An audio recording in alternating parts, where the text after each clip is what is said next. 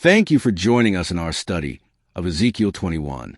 This week, Jerry takes us through the sword of Yahweh's judgment. No chapter in the Bible speaks more prominently and fully of the sword for the Lord than does this chapter, which has been called the sword song or the prophecy of the sword. So you'll see lots of swords.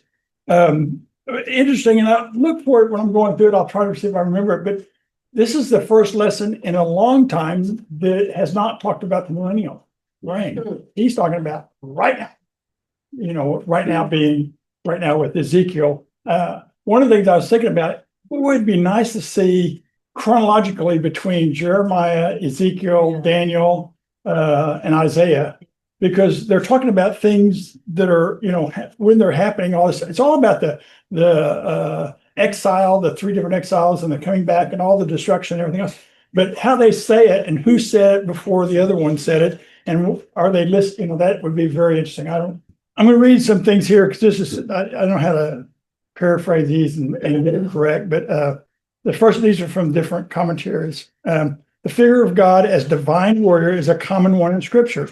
But now the divine warrior, which has protected Israel in the past, challenges the people of Israel to a duel. The Lord is coming against them and will draw out the sword, and yet it is not a fight that Israel can win. The image of the Lord drawing his sword is probably expected by the people to be a positive image, an image that the Lord was ready to fight for his people. Ezekiel inverts this image to where God is no longer their protector, but their adversary. This is how he's explaining it. Another one, it says, it is clear the Lord's views the transgression of Judah greater than Sodom. This may be a shocking rhetorical device to encompass the totality of the people and shake them out of their stupor. He's trying to wake the Jews up. Yet Ezekiel's prophecy has been less about the expectance of repentance than describing the upcoming horror in a way that the people look back upon these words that we look back now and see Ezekiel was true prophet among them. The sword, once it is swung, is likely to cause collateral damage, and war, once unleashed, is impossible to restrain, where only the wicked are punished. Yet this sword, now taken out of the scabbard, will become the central image of the remaining of the chapter. So the sword is, in this case, and to think God's not for you is kind of a scary thought. Somebody read verses 1 through 5 of 21. The word of the Lord came to me, Son of man, set your face against Jerusalem and preach against the sanctuary. Prophecy against the land of Israel, and say to her, this is what the Lord says. I am against you. I will draw my sword from its sheath and cut off from you both the righteous and the wicked, because I am going to cut off the righteous and the wicked. My sword will be unsheathed against everyone from south to north. He starts out by saying, set your face towards Jerusalem. We're talking to Jerusalem. So this is Ezekiel in Babylon as a captive, trying to tell the people of Jerusalem and Judah that they're going to be destroyed and overcome. And remember the false prophets in, I guess, Jerusalem and also in Babylon are saying, oh, we're God's people. We got it covered. Not a big deal. I mean, yeah, it's going to scare us, but we're God's people. We're special. Okay. This is the feeling they have. And then in verse 3 and 4 it says, I'm against you. And more pointedly, he's not against a person, but he's against the nation of Israel. The passage is speaking about a temporal judgment, because he's not going to destroy them and they're going to go away, like we find out about the Amorites, but he's Ammonites. He is going to temporarily punish them in a terrible, terrible way. It also describes the indiscriminate nature of war, which recognizes only two parties, victors and victims. Okay, it doesn't matter if you're a victim, if you're the good guy or bad guy. Okay, war happens that way. We see things in Gaza right now. It's like, oh, how can we comprehend that? In the realm of history, it's a small battle. It's just that we see things more now. back then. In fact, you're going to find out that how fast news travels back then. And it says in verse 5, thus all flesh will know that I'm Lord. Remember, God wants to tell the whole world who he is. Let me choose it. Let me get Abraham. He'll go with me. He'll start my nation for me. Those people will tell about me. Nah. They knew they were special. They wanted to stay special. They didn't want anybody else to be special with them. They didn't want to tell the rest of the world. He wants the whole world to know. Let me do a few things and get the world's attention. Let the world see what's going on. Yeah. The magnitude and severity of God's judgment will be a revelation to the watching world. Mhm. Is anybody watching now? I mean, look at what's going on in Israel, Gaza, in different places in the world. If we don't listen to the news, we don't know. Well, that's true. Well, a lot of people don't want to. They don't want, but they didn't want to Have back blinders then. on. But God has lit. Keelan is. I feel like God is still doing things today Mhm. that is trying to get the attention of the world. Amen. He's trying to get. They're not depression. The fear that comes from seeing what's going on and going. Not just worldwide, but domestically. Look at all the violence that is going on. I mean, you get out and go for a walk. Maybe not make it. There's a lot of scary things happening. And how do we survive in a world like that? How do we think about that? How do we relax? How do we go to bed at night and sleep okay? Knowing that those kind of things can happen to you, your wife, your husband, your kids, whatever. There's a lot of things going on, and God's saying, but I'm in control. And that's where you got to believe. Yes. I'm sorry, I was doing a face because I was thinking about, I woke up in the middle of the night with these exact thoughts. And God just said, talk to me. And I asked him for courage. Someday somebody's going to confront me. I can feel it. And it could be really bad. In all cases, I want to answer correctly that he'll give me the courage because I don't know if I will. And you don't know when you're going to face evil face to face, but I can't stop thinking about Sudan and mothers holding their children and just being murdered just because they're Christians. Yeah. It is rampant, and it's not good in New York City right now. It is not good. It turns out there's a big adversary against Christians. Yes, there is. Really? True. I keep praying for the rapture to come earlier, not later, but I also know God wants everyone to come to Christ. Yeah. So, we realize that, but other people don't because we haven't told them yet. We need to tell them. We need to impress on them the fact that they can get answers to things here. Yeah. Jerry, so the last part of 5 says,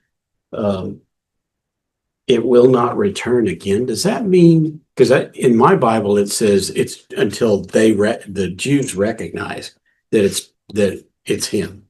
But that doesn't seem like what this says. It really seems like he's still got his sword. When do they recognize?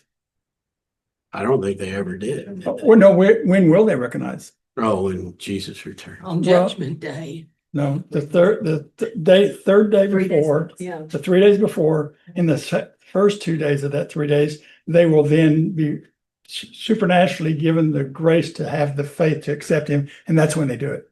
And well, that's a good point. So there is a reference to the millennium.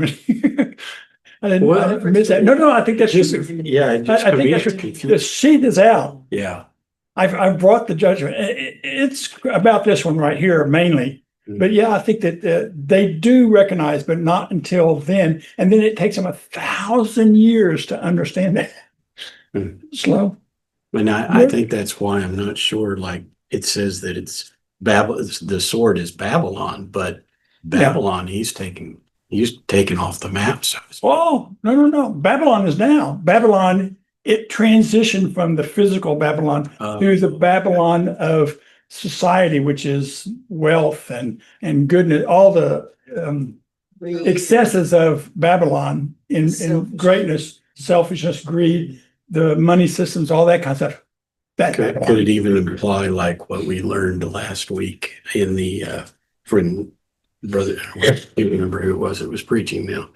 Oh, But with the putting on the armor of God, yeah, that supernatural Yeah, right. Yeah, right. And you know that the law of subject, but not really. The only offensive weapon that a Christian has is a sword. The word. The word. That's our sword. That's the only thing. All the rest of them are defensive.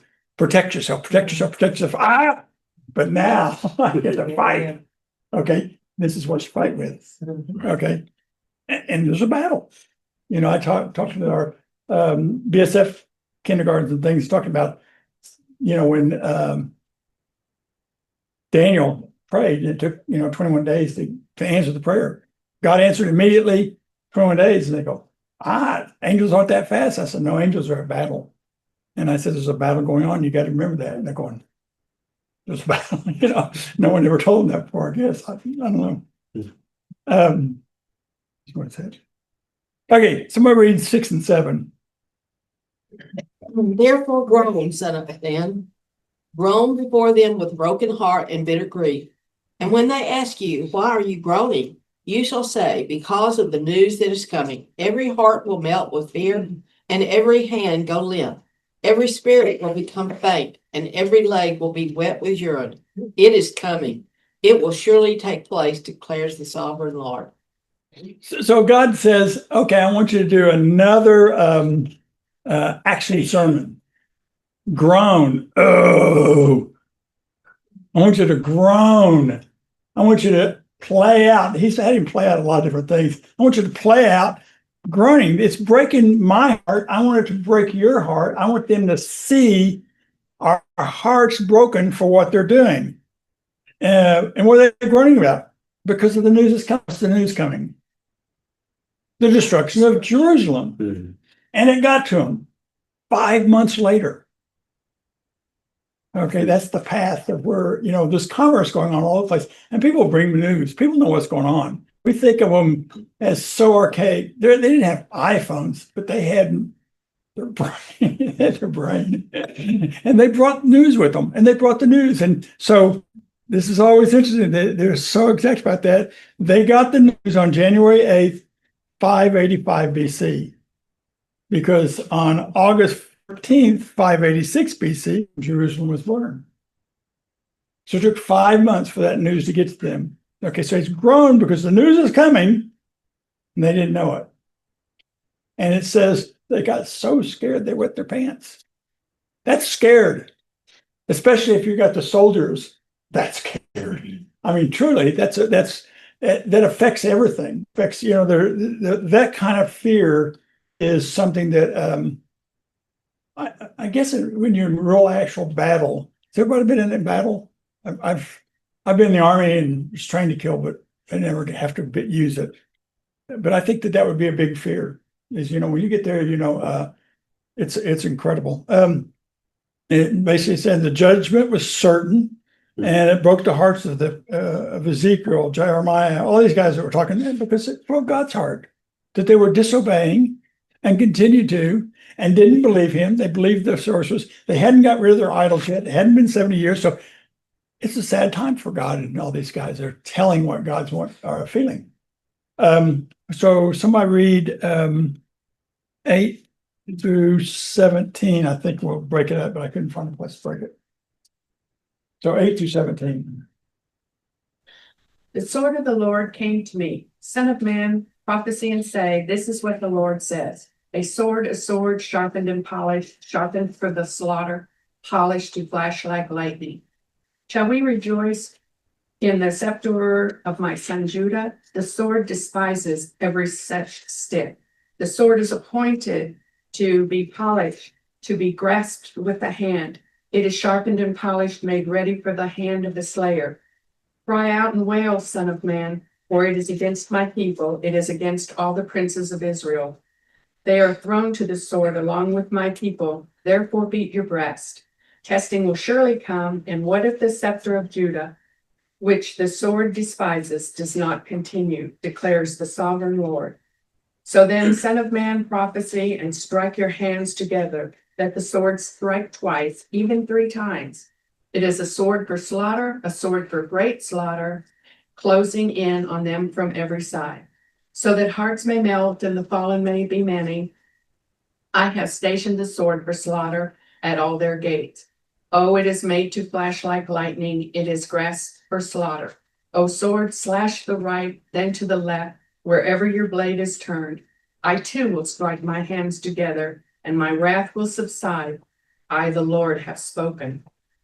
I was actually going to bring my sword in that I got for it when I was in that armored cav, but I thought that might be a little presumptuous walking through the door. It's in a sheath, but I thought maybe make somebody tense.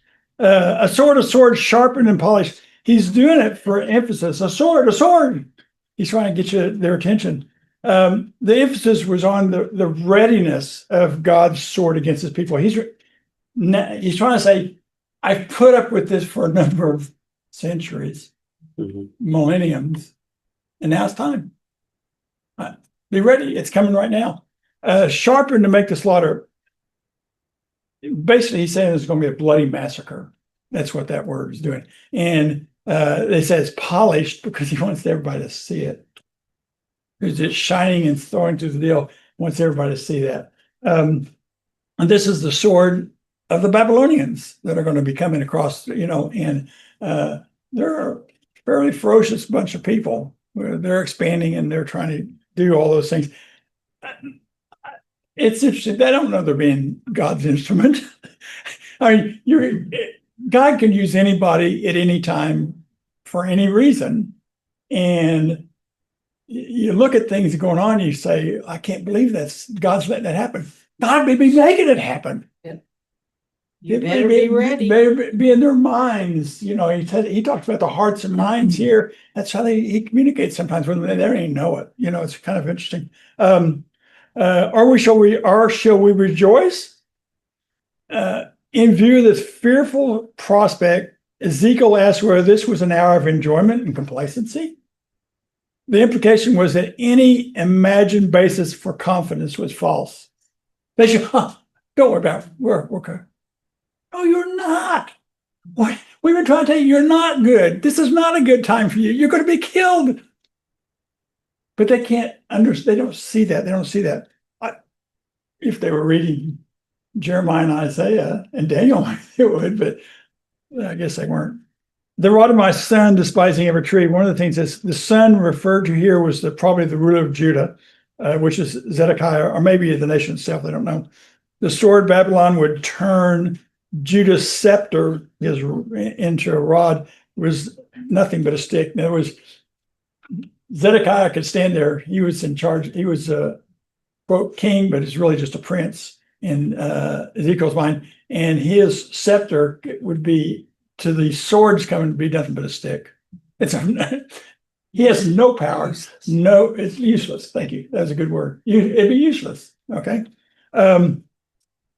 And given to the hand of the slayer, which is the army of Babylon would come. But only because God put the sword of judgment into the hand of the slayer. Okay.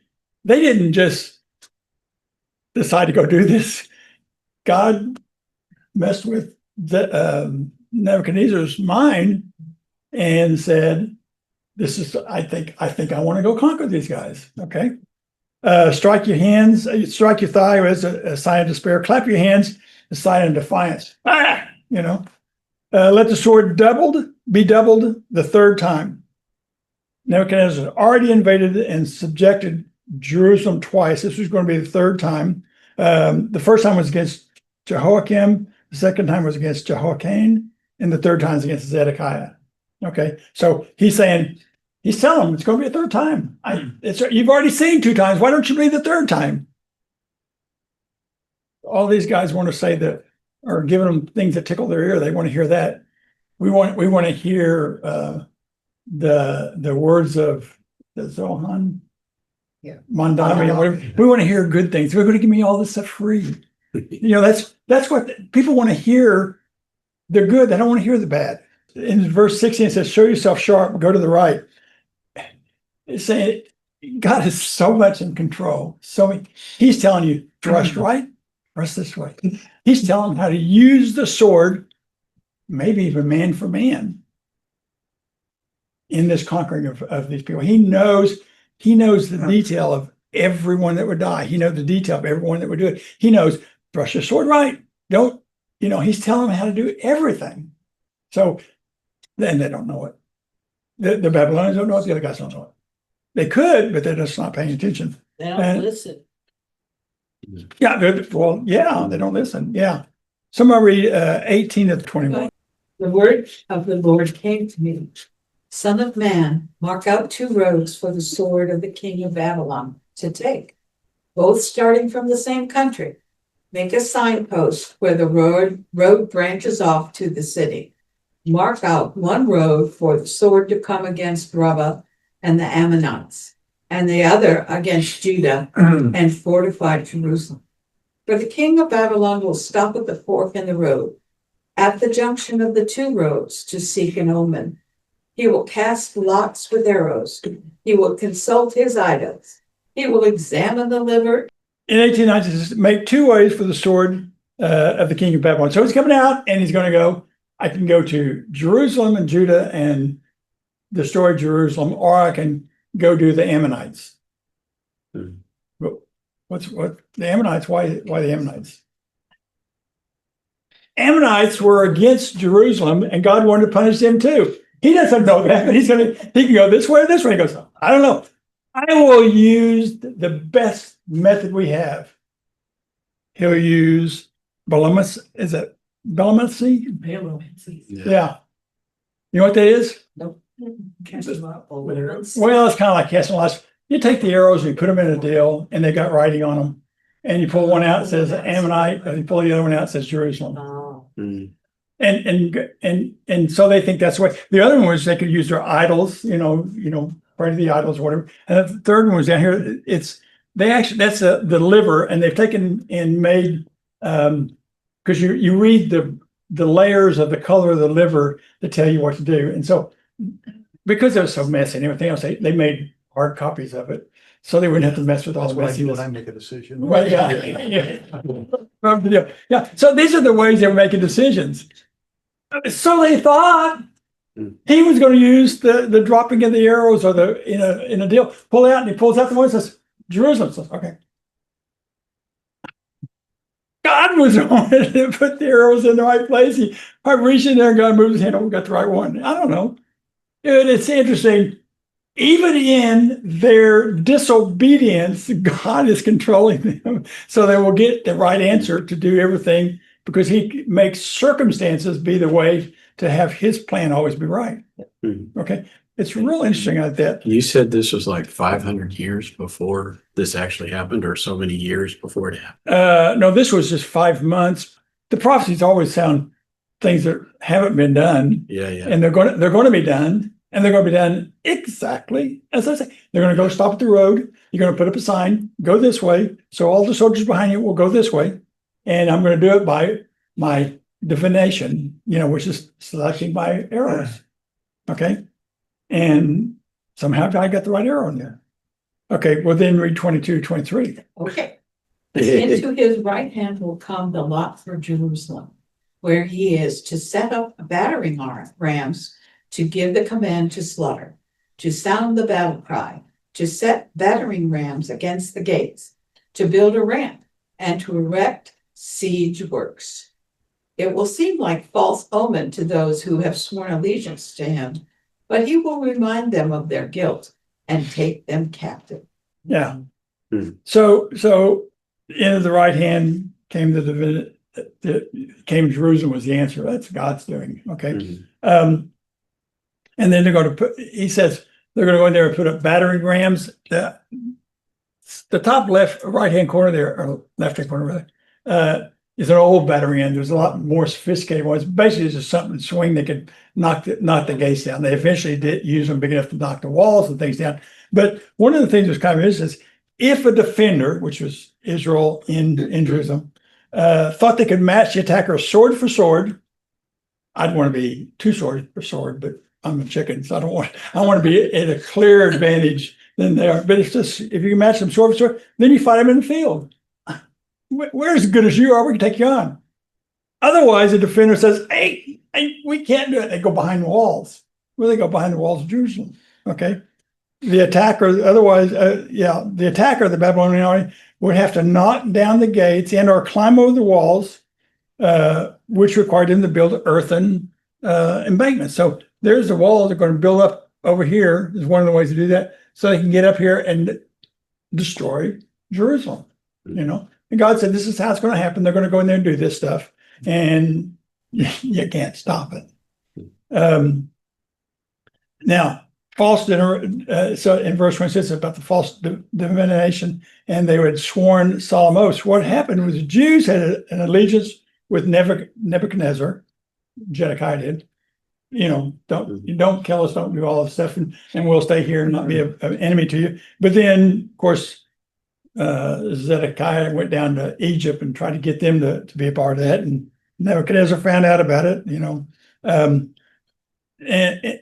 And since they believed the attack was impossible on them, they thought God would protect them. But they swore their allegiance there, but then they went to Egypt. Well, that really made God, it was dishonoring to God, because God's always told the Jews, don't make treaties with anybody. If you need me plus other people, then I'm not me. I'm not God. What do you believe? Haven't I shown you I can just part the waters, I can do this, I can do that? Do you not believe anything? Even the things you see? And they're going, but they got a big army. We can bring them in. Now they didn't, and that's what Nebuchadnezzar found out about. Now God's upset because they dishonored him. Nebuchadnezzar is mad. So that's why when he comes there, he is mad. And you don't want a bad guy to be mad. I don't know if you know that. Bad guys they do irrational things when they get do that irrational things like kill everything. Yeah. Okay. Somewhere read 24 through 27. Therefore, this is what the sovereign Lord says. Because you people have brought to mind your guilt by your open rebellion, revealing your sins in all that you do, because you have done this, you will be taken captive. You profane and wicked prince of Israel, whose day has come, whose time of punishment has been reached its climax. This is what the sovereign Lord says. Take off the turban, remove the crown. It will not be as it was. The lowly will be exalted, and the exalted will be brought low. A ruin. I will make it a ruin. The crown will not be restored until he to whom it rightfully belongs shall come. To him I will give it. Okay, it says, because you have made your iniquity to be remembered, because Judah sinned so memorably against God, it was to be expected he would in fact remember them in judgment. They prayed and hoped that God and Nebuchadnezzar would forget about them. They wouldn't. Okay. And then it talks about the prince of Israel, whose day has come. After generations of hardened and persistent sin, it could be said that the day has come for judgment. And of course, they're talking about Zedekiah in verse 26, remove the turban and take off the crown. All signs of royalty, which is turban, and would be removed and from Zedekiah, and the removal of his priesthood and kingship. That's the priesthood is the turban, and the kingship is the crown. Yes. Is that the time when the Jews quit having a king? Zedekiah was the last king. But they never had another one Till Jesus. Yeah, well, until the millennium. He was only about 3 months or something like that. Yeah, no, he was a little more, maybe a little more than that. But like Ezekiel never recognized him as king. Yeah, nobody did. He was kind of the last guy put in place, but there's no more after that. Okay, until the millennium when King Jesus reigns. Okay, so the prince of Israel, whose day has come, right? Remove the turban, take off the oath. A ruin I shall make. The idea is repeated 3 times, of course, for a great emphasis, and also because Nebuchadnezzar subjected Jerusalem 3 times, with the 3rd time bringing complete destruction and conquest. In other words, the walls of Jerusalem were destroyed. I think the only thing standing now is the Wailing Wall. That was the only thing left of that destruction. It always showed burning. That always confuses me because they made everything out of bricks, and bricks don't burn. But I guess it's all the Trappist's inside and everything that burns. So they always, all the pictures of Jerusalem burning and rocks don't burn. Well, the heat cracks the bricks though. Oh yeah, he don't crack the bricks, but these are, you remember these are gigantic, big deals. Thick. Yeah, thick. And says, until he comes, whose right it is, and shall give it to him. He's talking about Jesus. There's not going to be another one until that happens. Okay. So it's going to be a fulfillment of this is the prediction of the prophecy about coming Jesus. Okay. Then look at 28 to 32.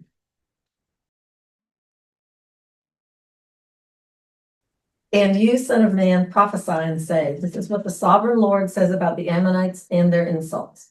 A sword drawn for the slaughter, polished to consume and to flash like lightning. Despite false visions concerning you and lying divinations about you, it will be laid on the necks of the wicked who are to be slain, whose day has come, whose time of punishment has reached its climax. Let the sword return to its sheath in the place which you were where you were created. In the land of your ancestry, I will judge you. I will pour out my wrath on you and breathe out my fiery anger against you. I will deliver you into the hands of brutal men, men skilled in destruction. You will be fuel for the fire. Your blood will be shed in your land. You will be remembered no more, for I, the Lord, have spoken. Okay, so now he's talking about the Ammonites, okay, and their reproach, the things that they did against Israel, which, you know, they say in the Bible, if you take care of my people, I'll bless you. If you don't, I'm gonna bring wrath on you. Don't mess with God's people. Now, not many people listen to that these days. There'd be a lot different going on. When God said that Nebuchadnezzar would stand at the parting of the roads and be guided by God to go to Jerusalem, he did not mean that God would not bring judgment against the Ammonites. The land of Ammon was on the east side of the Jordan in the modern day kingdom of Jordan. So it's on the east side over here of the Jordan River. And then a sword is drawn. God has not forgotten his plan, and I forgot to look that up. He already said a long time ago that he was going to punish the Ammonites because of all the things they did to the Jews, to the Israelites. Okay, he said that. Now it's, oh, by the way, I got an army out there that's bloodthirsty. I'll just use them too. Go over here too. Finish that job. Go over here. They're going, why the Ammonites? Well, who knows? Nebuchadnezzar said, let's take them out. Let's take them out. Wasn't that the other fork in the road? Too? Yeah, well, the other fork was. So they come back here and go, up. Let's go down the other one. Let's go. What you got that one? Let's go get some more. We're doing good. We're on a roll. You know, can you see this? I don't know how big that army was, but let's go get these guys too. What they do, I don't know. Let's just go get them. God knows. God can use whoever he wants to for whatever reason he has. And this is the reason he told them a long time ago, I'm going to punish you. Okay. They forgot about it, I'm sure. They returned to its sheath. The diviners of the Ammonites made false prophecies of victory. They would never recover their power, but in the time, wholly forgotten. Ammonites are no more. You don't have Ammonites anymore. They're gone. I wiped you out. I forget about you. I told you I was going to do that earlier. I should have looked it up where, but I told you I was going to do that. I did.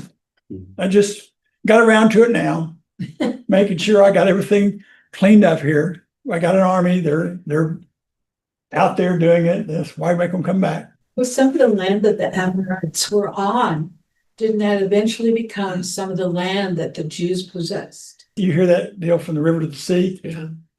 They're wrong. That the river they're talking about is the Jordan River. From the Euphrates River to the sea. From the Euphrates River goes on the east, where there's a coast over here that goes up across the top like that. And that from that river all the way see is Israel. That's what I thought. Always. Mhm. And it will be at the end time too. It's not now. They've not, it was, oh, they got Israel back. No, they did not yet. Yeah, so he got rid of the Ammonites' claim to that land that was originally supposed to be for the Jews. What was originally given by God to Abraham. Right. And that's the first of that. The other talks about the Philistines and this and that. An interesting fact, when Jesus and Mary and Joseph went to Egypt, you know what road they took? The Gaza highway. They rode right through Gaza. And think about that. And here was, I shall blow you with my fire of wrath. It's not going to be just, I'm going to destroy and annihilate. There's not going to be anything left. I'm going to blow on it like you blow on a fire. It makes it even bigger, brighter, stronger. This is going to be a slaughter. That's what this sword is in there for, a slaughter. It's not just, well, maybe, I just thought that. When they first went into Canaan, God said to kill them all. And they didn't. But maybe he's showing them, now this is how I told you to do it. This is what you should do. We'll kill them all. That's going to be a slaughter. That's what I wanted you to do before, but you didn't. Now they come back at you. So now I got to get rid of them. When I say something, follow it.